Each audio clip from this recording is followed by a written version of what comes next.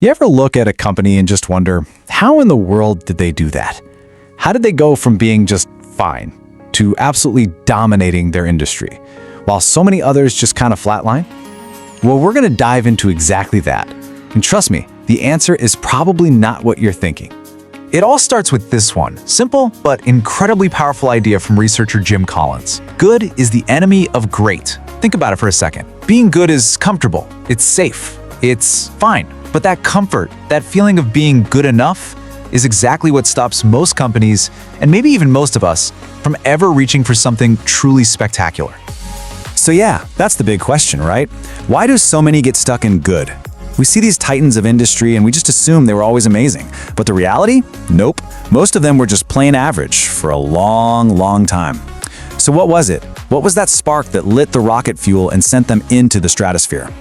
Well, to figure this out, a team embarked on this absolutely massive 5-year research project. Their mission was simple but huge. Find a handful of companies that were just plodding along, totally unremarkable. And then, bam! They hit some kind of inflection point and started crushing the competition, and kept that momentum going for at least 15 years. And when I say this study was massive, I am not kidding. Check this out.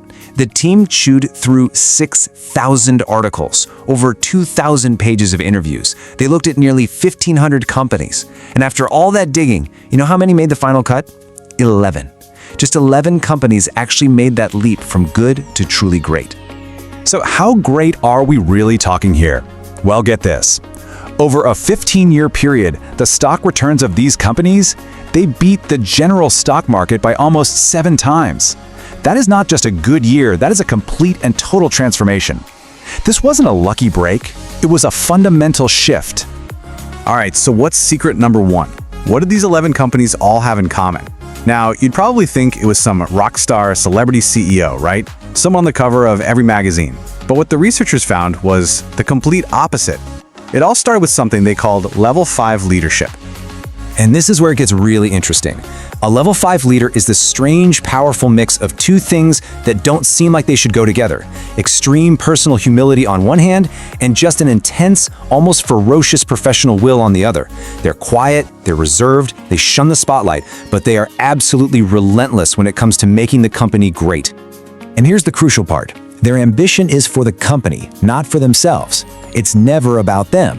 When things are going great, they point out the window and give all the credit to the team. But when things go wrong, they look right in the mirror and say, that one's on me. They are obsessed with building something that will outlast them. This comparison just says it all. On one side, you've got Darwin Smith from Kimberly-Clark. Ever heard of him? Probably not. The guy was shy, promoted from within, and basically said his incredible success was all luck. Then you have the legendary Lee Iacocca at Chrysler, a total celebrity. The guy was starring in his own commercials. And yeah, Chrysler had a hot streak, but then the stock totally tanked in the second half of his tenure. One built lasting greatness, the other built a personal brand. The results? They aren't even close. Okay, on to secret number 2. And this one flips the script on everything you've probably ever heard about business. What's the first thing you're always told to do? Come up with a vision, a grand strategy, a destination. Well, the good to great companies, they did it completely backwards. They didn't start with what, they started with who. And this is where we get the famous bus analogy. It's so simple and so brilliant. The idea is, forget about figuring out where to drive the bus first. Your absolute first job is to get the right people on the bus and, just as critically, get the wrong people off the bus. It really just breaks down into 3 simple discipline steps. Step 1. Be absolutely obsessed with getting the right people on your team. Step 2, be just as rigorous and professional about removing those who aren't a fit. And only then, once you've got your dream team in their seats, do you move to step 3. You turn to them and say, all right, everyone, where should we take this thing? And the genius of this is when you have a bus full of people who are already driven, who already want to be great, you don't have to waste time and energy managing them. They manage themselves. They're motivated from within. Your whole job changes from trying to light a fire under people to just making sure you don't pour water on the fire they already have inside. Okay, so you've got your level 5 leader, and you've got all the right people on the bus. What's the third and final secret? It's about finding a piercingly, almost absurdly simple focus, and it's called the hedgehog concept. Now this comes from an old story. The fox is cunning. He knows how to do 100 different clever things to try and catch the hedgehog. But the hedgehog? He only knows how to do one big thing perfectly. Roll into a spiky ball. And every single time, the simple hedgehog wins. The great companies? They were all hedgehogs.